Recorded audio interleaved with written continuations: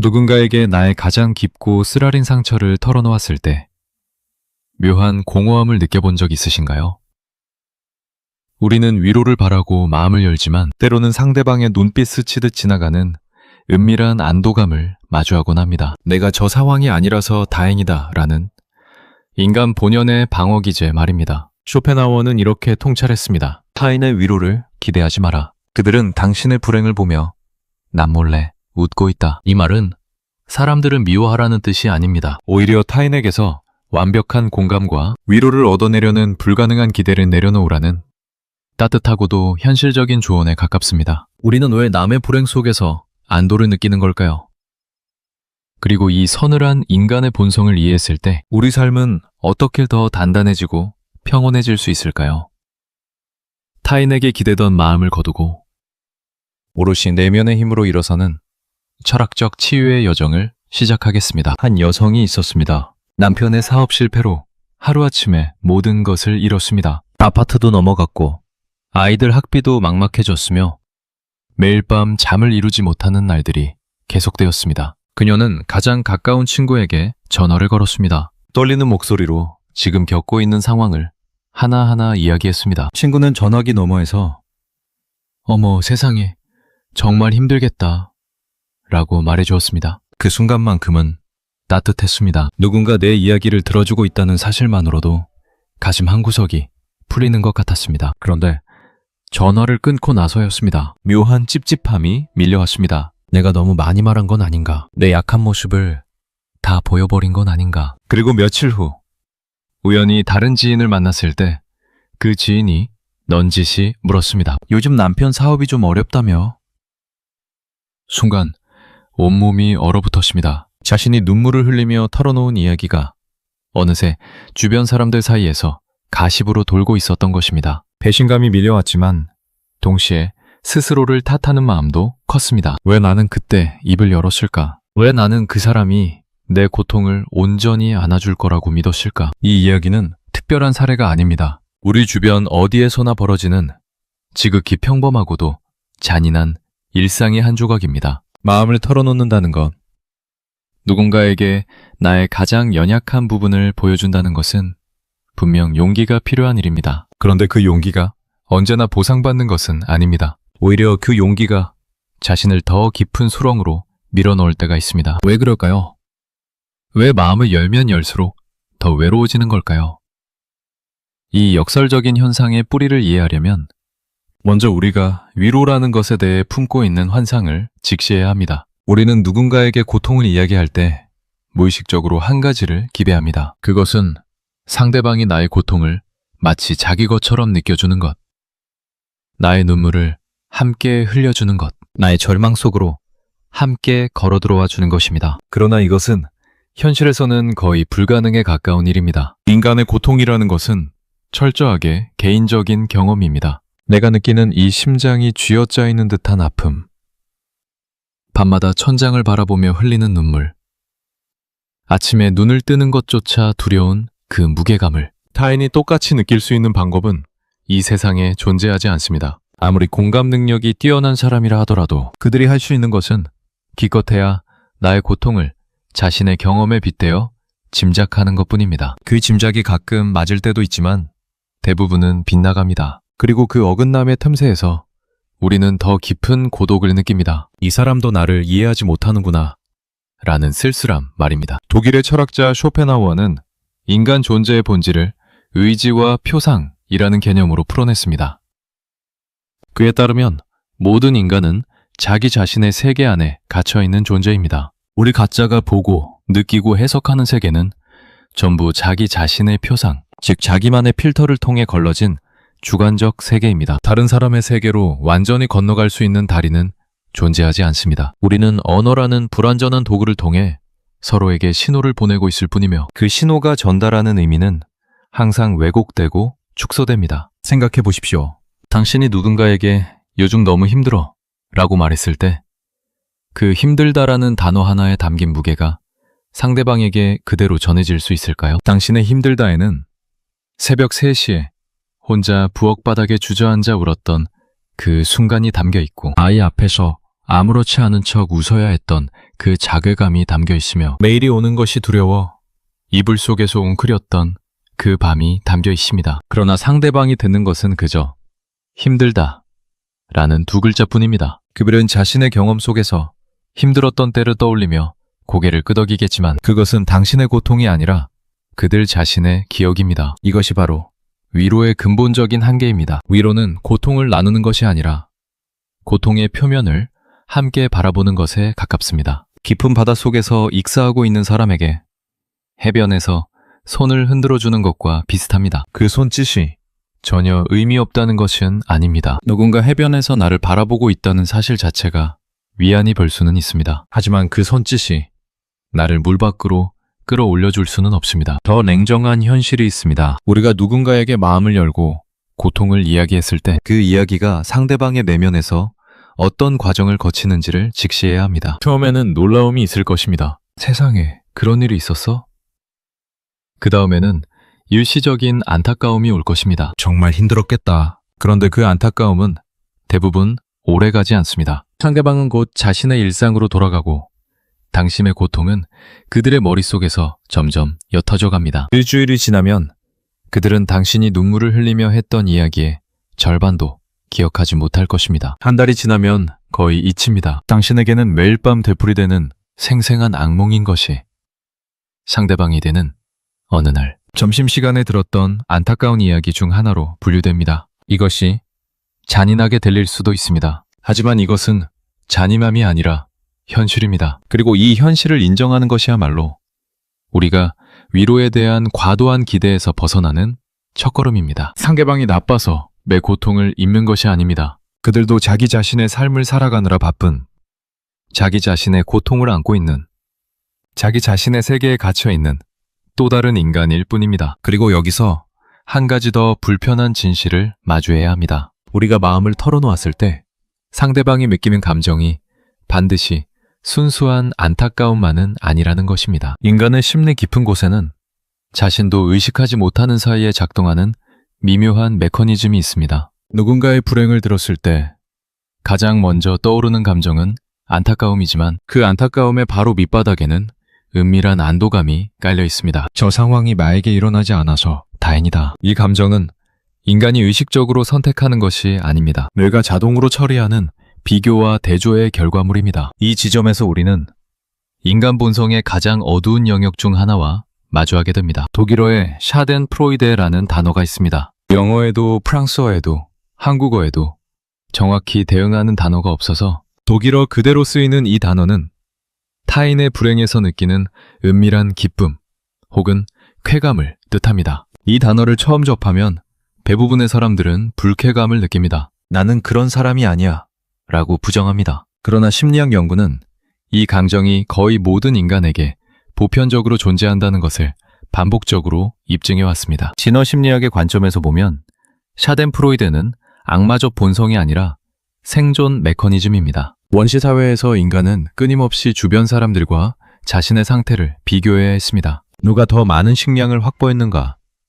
누가 더 안전한 위치에 있는가? 누가 무리 안에서 더 높은 지위를 차지하고 있는가? 이 비교는 자신의 생존 전략을 조정하기 위한 필수적인 정보 수집 과정이었습니다. 그래서 타인이 실패하거나 고통받는 것을 목격했을 때 뇌는 자동적으로 나는 저 상태가 아니다 라는 신호를 보내며 일시적인 안도와 만족을 생성합니다. 이것은 도덕의 문제가 아니라 뇌의 보상 회로가 작동하는 방식의 문제입니다. 쇼펜하우어는 이 인간 본성을 누구보다 예리하게 꿰뚫어 보았습니다. 그는 인간이 근본적으로 이기적인 존재라고 보았지만 그것을 비난하기 위해서가 아니라 있는 그대로 인정하기 위해서 그렇게 말했습니다. 그에 따르면 모든 인간의 행동은 궁극적으로 의지, 즉 맹목적인 생존 욕구에 의해 추동됩니다. 이 의지는 선도 악도 아닌 그저 존재의 근본적인 힘입니다. 타인의 고통을 보며 안도를 느끼는 것도, 타인을 위로하면서 은연중에 우월감을 느끼는 것도 모두 이 의지의 작용입니다. 여기서 중요한 것은 이 사실을 인정한 후에 어떤 태도를 취하느냐입니다. 쇼펜하우어의 통찰을 피상적으로 받아들이면 사람은 다 이기적이니까 아무도 믿지 마라 라는 맹서적 결론에 도달합니다. 그러나 깊이 받아들이면 전혀 다른 풍경이 열립니다. 인간은 원래 그런 존재이므로 타인에게서 불가능한 것을 기대하는 대신 내가 할 수 있는 것에 집중하자. 라는 현실적이고도 성숙한 자세가 가능해지는 것입니다. 위로하는 사람과 위로받는 사람 사이에는 의식하든 하지 못하든 미묘한 권력관계가 형성됩니다. 위로를 건네는 사람은 자연스럽게 도움을 줄 수 있는 위치에 서게 되고 위로를 받는 사람은 도움을 받아야 하는 위치에 놓이게 됩니다. 이 구도 자체가 나쁜 것은 아닙니다. 문제는 이 구도가 반복될 때 발생합니다. 한쪽이 계속해서 자신의 고통을 호소하고 위로를 구하면 관계는 점점 비배칭적으로 변합니다. 위로하는 쪽은 서서히 피로를 느끼기 시작하고 때로는 의식하지 못한 채 상대방을 자신보다 아래에 있는 존재로 인식하게 됩니다. 위로받는 쪽은 점점 더 상대방에게 의존하게 되고 그 의존이 충족되지 않을 때 배신감과 분노를 느끼게 됩니다. 이 악순환의 고리를 끊는 첫 번째 열쇠는 타인에게 나의 구원을 기대하는 것이 얼마나 비현실적인 소망인지를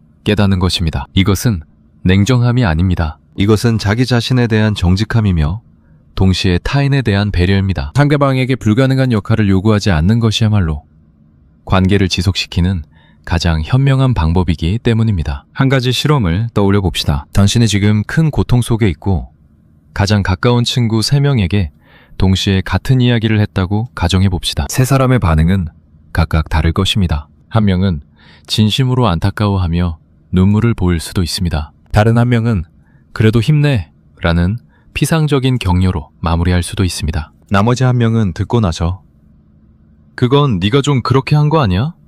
라며 은근히 당신의 탓을 돌릴 수도 있습니다. 이 세 가지 반응은 모두 인간적인 반응입니다. 어느 하나가 특별히 악한 것이 아닙니다. 각자가 자신의 성격, 경험, 현재 상태에 따라 할 수 있는 최선의 반응을 보인 것일 뿐입니다. 그러나 고통 속에 있는 당신은 세 번째 친구의 반응에 깊은 상처를 받을 수 있습니다. 첫 번째 친구의 눈물에 감동하면서도 어딘가 불충분하다고 느낄 수도 있습니다. 그래, 울어주는 것도 고맙지만 내가 정말 원하는 건 이 상황이 해결되는 거잖아. 결국 세 사람 중 누구에게서도 완전한 만족을 얻지 못합니다. 왜냐하면 당신이 원하는 것은 고통의 소멸이지 고통에 대한 반응이 아니기 때문입니다. 그리고 고통을 소멸시키는 것은 타인의 말 몇 마디로 할 수 있는 일이 아닙니다. 이제 더 깊은 층위로 들어가겠습니다. 현대사회에서 자신의 상처와 결핍을 드러내는 것이 하나의 문화가 되었습니다.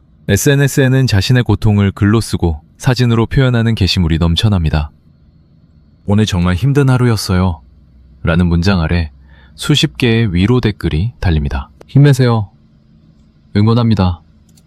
당신은 충분히 잘하고 있어요. 이 댓글들은 진심일까요? 일부는 그럴 것입니다. 하지만 상당수는 사회적 예의의 산물이며 자신의 선한 이미지를 유지하기 위한 일종의 퍼포먼스입니다. 그리고 그 댓글을 받는 사람은 일시적인 위안을 느끼겠지만 그 위안은 설탕처럼 빨리 녹아 없어집니다. 다음날이면 또다시 공허함이 밀려오고 또다시 자신의 고통을 계시하며 위로를 구하는 순환이 반복됩니다. 로마의 스토아 철학자 세네카는 이 현상의 본질을 정확히 짚었습니다. 그는 이렇게 말했습니다. 불행을 짊어지는 것보다 불행하다고 불평하는 것이 영혼을 더 갉아먹는다. 이 문장의 의미를 천천히 곱씹어 보십시오. 불행 자체는 고통스럽습니다. 그것은 부정할 수 없는 사실입니다. 그러나 그 불행을 반복적으로 언어화하고 타인에게 전시하며 동정을 구하는 행위는 불행 자체보다 더 큰 해악을 영혼에 끼칩니다. 왜냐하면 불행을 반복적으로 이야기하는 것은 그 불행을 강화하고 고착시키면 효과가 있기 때문입니다. 심리학에서는 이것을 반추, rumination라고 부릅니다. 같은 고통, 같은 상황, 같은 감정을 끊임없이 되씹는 것입니다. 반추는 우울증의 가장 강력한 예측인자 중 하나로 알려져 있습니다. 우리가 고통을 누군가에게 이야기할 때 때로는 그 이야기가 반추의 한 형태가 됩니다. 이야기를 할 때마다 그 고통의 기억이 다시 활성화되고 감정이 다시 요동치며 뇌는 그 경험을 더욱 선명하게 각인합니다. 처음에는 카타르시스가 있을 수 있습니다. 말하는 것 자체가 일시적인 해방감을 줄 수 있습니다. 그러나 같은 이야기를 반복할수록 해방감은 줄어들고 고착만 남게 됩니다. 더 나아가 자신의 불행을 반복적으로 전시하는 행위는 자기 정체성의 변형을 초래합니다. 처음에는 나는 힘든 상황에 처한 사람이었던 것이 반복을 통해 나는 불행한 사람으로 굳어지게 됩니다. 상황은 변할 수 있지만 정체성은 쉽게 변하지 않습니다. 자신을 불행한 사람으로 규정하기 시작하면 실제로 상황이 나아져도 그 나아짐을 인지하지 못하게 됩니다. 불행이 자신의 이야기가 되어버리면 그 이야기 밖으로 나가는 것이 두려워지기 때문입니다. 익숙한 고통이 낯선 평화보다 편안하게 느껴지는 역설이 발생하는 것입니다. 세네카가 살았던 로마 시대에도 이런 사람들은 있었습니다. 자신의 불운과 고통을 끊임없이 이야기하며 동정을 구하는 사람.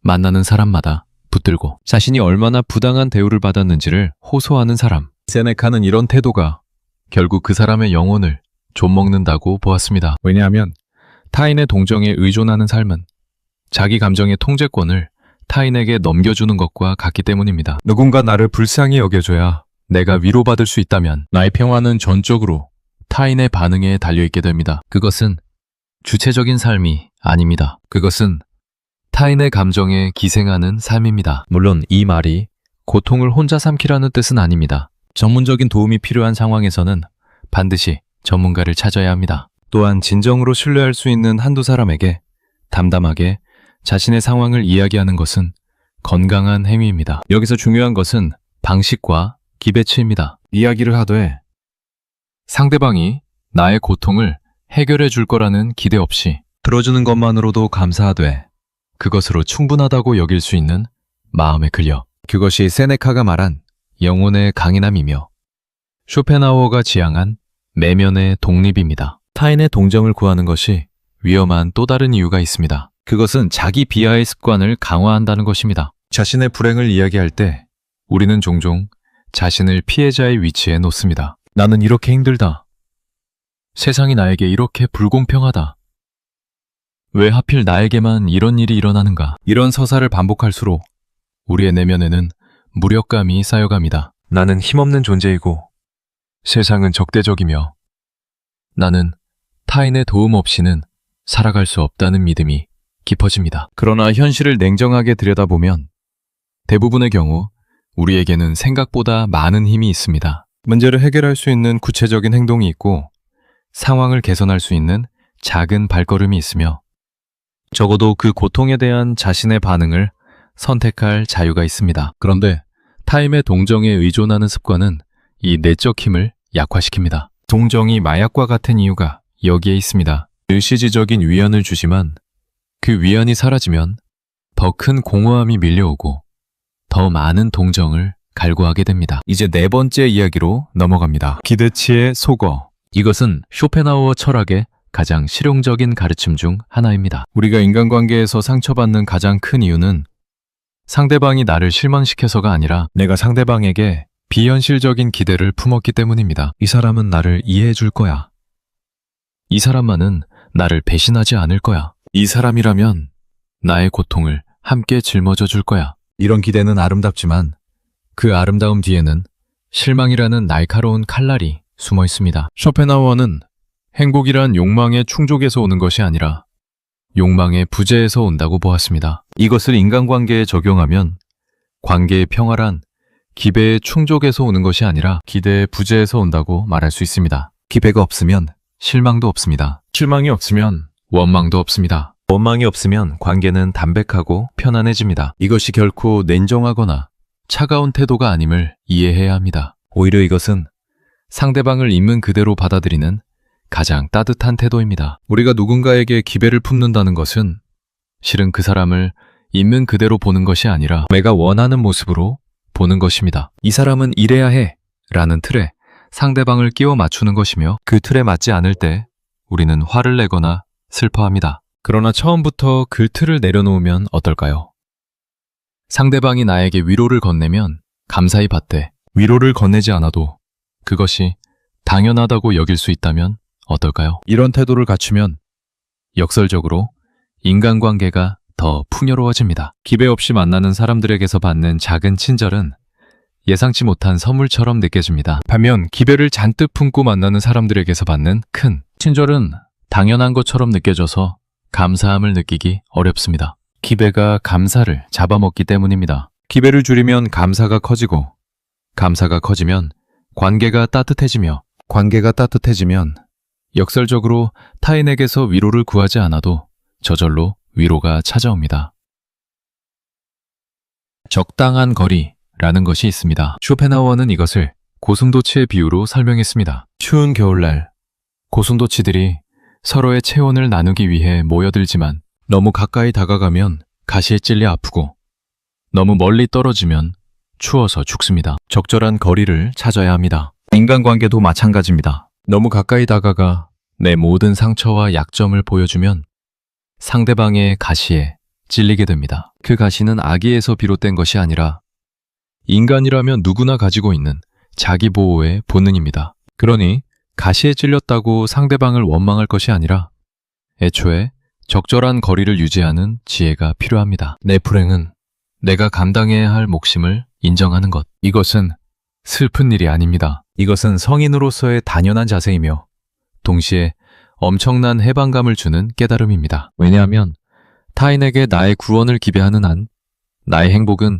항상 불안정하기 때문입니다. 상대방이 기대에 부응하면 잠시 행복하고 부응하지 못하면 절망합니다. 이 롤러코스터에서 내리는 유일한 방법은 처음부터 타인에게 탑승권을 주지 않는 것입니다. 진정한 우정이나 사랑은 나의 결핍을 채워주는 것이 아닙니다. 그것은 각자 온전한 두 사람이 나란히 걷는 것입니다. 내가 당신의 빈자리를 채워줄 필요도 없고 당신이 나의 빈자리를 채워줄 필요도 없습니다. 우리는 각자의 온전함을 가지고 각자의 길을 걸으며 때때로 곁에서 미소를 나누고 때때로 침묵 속에서 함께 있어주는 것. 그것이 가시에 찔리지 않는 거리에서 나누는 진짜 사랑이고 진짜 우정입니다. 이것을 이해한 사람은 더 이상 왜 나를 이해해주지 않아? 라고 묻지 않습니다. 왜 나를 위로해주지 않아?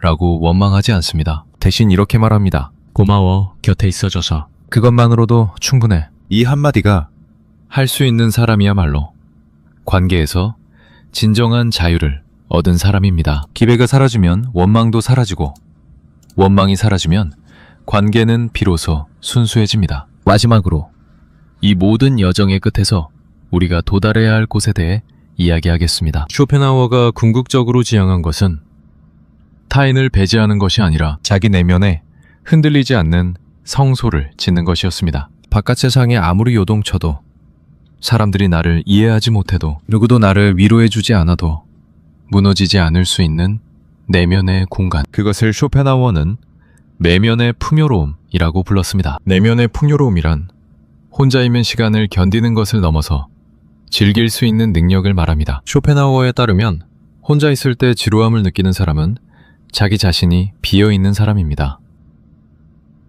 그래서 끊임없이 외부의 자극, 타인의 관심, 사회적 인정을 통해 그 빈자리를 채우려 합니다. 반면 혼자 있을 때 충만함을 느낄 수 있는 사람은 자기 자신 안에 우주를 가지고 있는 사람입니다. 그 사람에게 타인의 위로는 있으면 감사하고 없어도 괜찮은 부가적인 것이 됩니다. 이 내면의 풍요로움을 키우는 것은 하루아침에 되는 일이 아닙니다. 그것은 의식적이고 지속적인 훈련을 필요로 합니다. 고통의 순간이 찾아왔을 때 본능적으로 전화기를 들어 누군가에게 연락하려는 충동을 느낄 것입니다. 그 순간 한 번만 멈춰 보십시오. 전화기를 내려놓고 혼자 앉아서 그 고통을 직면해 보십시오. 도망치지 말고 회피하지 말고 누군가에게 떠넘기지 말고 그 감정이 무엇인지 들여다보십시오. 처음에는 견디기 어려울 것입니다. 고통은 직면하면 오히려 더 커지는 것처럼 느껴질 수 있습니다. 그러나 그것은 착각입니다. 고통은 직면하면 커지는 것이 아니라 선명해지는 것입니다. 선명해진 고통은 이해할 수 있고 이해할 수 있는 것은 다룰 수 있습니다. 반면 외면하거나 타인에게 떠넘긴 고통은 흐릿한 채로 남아서 정체불명의 불안으로 우리를 잠식합니다. 침묵 속에서 자기 자신의 고통과 마주하는 훈련을 쇼펜하우어는 자기 관조라고 불렀습니다. 불교에서 말하는 명상이나 관법과도 맥이 닿는 이 행위는 자기 자신의 감정을 제3자의 시선으로 바라보는 것입니다. 아, 지금 나는 슬프구나. 지금 나는 분노하고 있구나. 지금 나는 두렵구나. 이렇게 자기 감정을 명명하고 관찰하는 순간 감정은 더 이상 나를 지배하는 폭군이 아니라 내가 관찰하는 대상이 됩니다. 이 전환이 일어나는 순간 고통은 여전히 존재하지만 그 고통에 압도당하지는 않게 됩니다. 이것은 고통을 부정하라는 말이 아닙니다. 고통은 실제하며 때로는 압도적이며 눈물을 흘리는 것은 자연스러운 일입니다. 다만 그 눈물을 타인의 어깨가 아닌 자기 자신의 내면에서 닦아낼 수 있는 힘을 기르자는 것입니다. 매번 누군가를 찾아 헤매는 대신 홀로 고독 속으로 걸어들어가 자신의 감정을 소화해내는 훈련. 그 훈련이 쌓이면 어느 순간 당신은 발견하게 됩니다. 타인의 위로 없이도 살아갈 수 있다는 것을. 아니, 그것을 넘어서 홀로 있는 시간이 더 이상 두렵지 않고 오히려 치유적이라는 것을. 쇼펜하우어 자신이 바로 이런 삶을 살았습니다. 그는 평생 대중적 인정을 받지 못했고 동시대 철학자들에게 무시당했으며 인간관계에서도 많은 갈등을 겪었습니다. 그러나 그는 그 모든 상황 속에서도 무너지지 않았습니다. 왜냐하면 그에게는 자신의 사유라는 견고한 성소가 있었기 때문입니다. 그는 혼자 앉아서 세계의 본질을 탐구했고 혼자 산책하며 존재의 의미를 곱씹었으며 혼자 글을 쓰며 자신의 철학을 완성해 나갔습니다. 타인의 인정이나 위로가 없어도 그의 내면은 자체적으로 충만했습니다. 물론 그도 인간이기에 외로움을 느꼈겠지만 그 외로움이 그를 파괴하지는 못했습니다. 내면의 풍요로움이 방파제가 되어주었기 때문입니다. 우리 모두가 쇼펜하우어처럼 철학자가 될 필요는 없습니다. 그러나 그의 삶에서 배울 수 있는 것은 분명합니다. 자기 내면에 무언가를 가지고 있는 사람은 외부의 풍파에 쉽게 흔들리지 않습니다. 그 무언가는 사람마다 다를 수 있습니다. 누군가에게는 음악일 수 있고 누군가에게는 글쓰기일 수 있으며 누군가에게는 자연 속의 산책일 수 있고 누군가에게는 묵상이나 기도일 수 있습니다. 중요한 것은 그것이 무엇이든 타인의 참여 없이도 자신에게 충만함을 줄 수 있는 것이어야 한다는 점입니다. 삶은 고통의 연속이라고 쇼펜하우어는 말했습니다. 이것은 비관적인 선언처럼 들리지만 사실은 해방의 선언입니다. 삶이 고통이라는 것을 인정하면 더 이상 고통에 놀라지 않습니다. 고통이 찾아왔을 때 왜 하필 나에게? 라고 묻는 대신 이것 또한 삶의 일부라고 받아들일 수 있습니다. 그리고 그 고통을 타인에게 떠넘기는 대신 자기 자신의 내면에서 소화해낼 수 있는 힘을 기릅니다. 이것이 쇼펜하우어가 말한 의지의 부정이며 동시에 자기 자신으로서의 완성입니다. 다시 처음의 이야기로 돌아가겠습니다. 남편의 사업 실패로 모든 것을 잃은 여성. 그녀가 친구에게 전화를 걸어 울음을 터뜨렸을 때 그 행위 자체를 비난할 수는 없습니다. 고통 속에서 누군가를 찾는 것은 인간의 자연스러운 본능이니까요. 그러나 만약 그녀가 전화를 끊은 후 느낀 그 공허함 속에서 한 가지를 깨달았다면 어떨까요?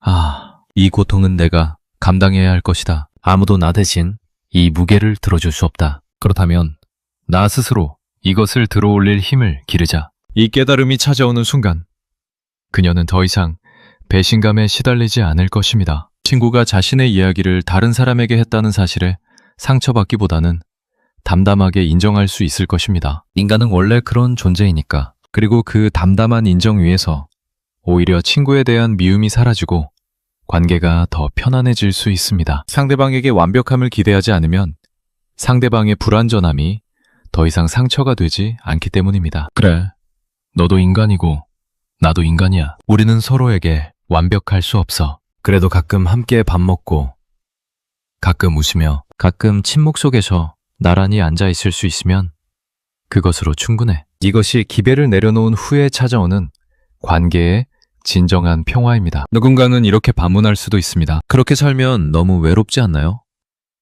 누구에게도 기대하지 않고 혼자서 모든 것을 감당하면 인간관계의 의미가 뭐가 있나요? 이 질문은 매우 자연스럽고 타당합니다. 그러나 여기에는 하나의 오해가 있습니다. 기배를 내려놓는 것은 관계를 포기하는 것이 아닙니다. 오히려 관계를 더 순수하게 만드는 것입니다. 기배가 있는 관계에서는 상대방이 내 기배를 충족시키는지 아닌지를 끊임없이 평가합니다. 그 평가 자체가 관계에 긴장을 만듭니다. 이 사람이 나를 충분히 사랑하고 있는가? 이 사람이 나의 기대에 부응하고 있는가? 이런 질문을 품고 있으면 상대방의 작은 행동 하나하나가 시험처럼 느껴집니다. 그리고 그 시험에 통과하지 못하면 실망이 오고 실망이 쌓이면 관계가 무너집니다. 반면 기배가 없는 관계에서는 상대방의 존재 자체가 선물처럼 느껴집니다. 곁에 있어주는 것만으로도 감사하고 작은 친절에도 가슴이 따뜻해지며 함께 나누는 시간, 하나하나가 소중하게 믿겨집니다. 이것이 기대 없는 관계의 역설입니다. 기배를 내려놓았을 때 관계는 오히려 더 따뜻해지고 더 깊어집니다. 쇼펜하우어의 철학을 오해하는 사람들은 그를 염세주의자이자 인간 혐오자로 봅니다. 그러나 그의 철학의 진정한 목적은 혐오가 아니라 해방이었습니다. 인간 본성의 어두운 면을 직시함으로써 그 어두움에 속지 않는 지혜를 얻는 것, 타인에 대한 비현실적인 기대에서 벗어남으로써 진정한 내면의 평화를 찾는 것, 그리고 궁극적으로 자기 자신의 내면에서 흔들리지 않는 행복의 원천을 발견하는 것. 이것이 쇼펜하우어가 우리에게 전하려 했던 메시지의 핵심입니다. 지금 이 순간 당신이 어떤 고통 속에 있든 한 가지만 기억하십시오. 당신의 고통을 진정으로 이해하고 쓰다듬을 수 있는 유일한 존재는 남몰래 웃고 있는 타인이 아닙니다. 바로 어제보다 단단해진 당신 자신입니다. 타인의 위로가 없어도 괜찮습니다. 당신은 이미 충분히 강하고 앞으로 더 강해질 것입니다. 그 강인함은 타인에게서 오는 것이 아니라 고독 속에서 자기 자신과 마주한 수많은 순간들이 쌓여서 만들어지는 것입니다. 오늘 밤 고통이 찾아오면 전화기를 들기 전에 잠시 멈춰 보십시오. 눈을 감고 깊이 숨을 쉬고 자기 자신에게 말해 보십시오. 괜찮아. 나는 이것을 감당할 수 있어. 그리고 그 고통 속에서 홀로 걸어 보십시오. 처음에는 어둡고 두려울 것입니다. 그러나 걷다 보면 어둠 속에서도 길이 보이기 시작합니다. 그 길은 타인이 만들어준 것이 아니라 당신 자신의 발걸음이 만들어가는 것입니다. 쇼펜하우어는 이렇게도 말했습니다. 고독은 뛰어난 정신의 운명이다. 고독을 두려워하지 마십시오. 고독은 적이 아니라 자기 자신을 만나는 가장 확실한 통로입니다. 그 통로를 걸어가다 보면 어느 순간 당신은 발견하게 될 것입니다. 타인의 위로보다 더 따뜻하고 타인의 공감보다 더 깊은 자기 자신의 내면에서 솟아오르는 평화를. 그 평화는 누구도 빼앗아갈 수 없는 오직 당신만의 것입니다. 그러니 타인의 위로를 기대하지 마십시오. 그들은 당신의 불행을 보며 남몰래 웃고 있을 수도 있습니다. 그러나 그것을 원망하지도 마십시오. 그것은 인간의 본성이며 당신 안에도 존재하는 본성입니다. 다만 그 본성을 이해했으니 이제부터는 다르게 살 수 있습니다. 타인에게 기대던 마음을 거두고 그 에너지를 자기 내면을 가꾸는 데 쓰십시오. 혼자 있는 시간을 두려워하지 말고 그 시간 속에서 자기 자신과 깊이 대화하십시오. 그러면 어느 날 당신은 더 이상 타인의 위로가 필요하지 않은 사람이 되어 있을 것입니다. 타인의 위로가 없어도 미소 지을 수 있는, 혼자여도 충만한, 흔들리지 않는 사람. 그것이 쇼펜하우어가 꿈꾸었던 인간의 가장 아름다운 모습이며 지금 이 글을 읽고 있는 당신이 도달할 수 있는 가장 빛나는 경지입니다.